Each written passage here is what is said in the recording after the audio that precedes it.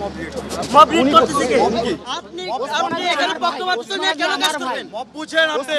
বুঝেন প্রচুর মাথা বুঝেন না, প্রচুর মাথা বুঝেন না, বুঝেন জিয়ান আপনি।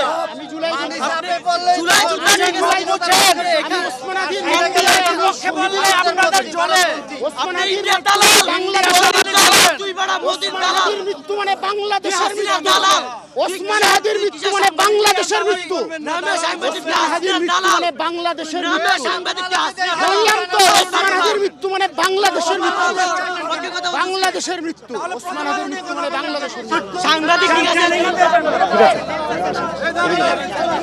সাংবাদিক ঠিক আছে, মূলত হাসিনার দালাল, দোসর মোদির দালাল, তুই মোদির দালাল।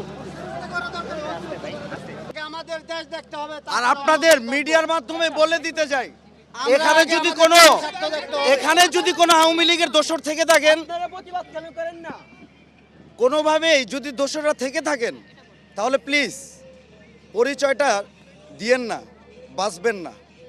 ছাত্র জনতা এখন কিন্তু খুবই, দেখছেন না আপনাদের মায়ের, আপনাদের বাবার বাড়ির শ্বশুর, মানে কি বলবো, আপনাদের মামা বাড়ির যেই সংবাদ সম্মেলনের কেন্দ্র, দেখছেন তো কিভাবে কি করছে।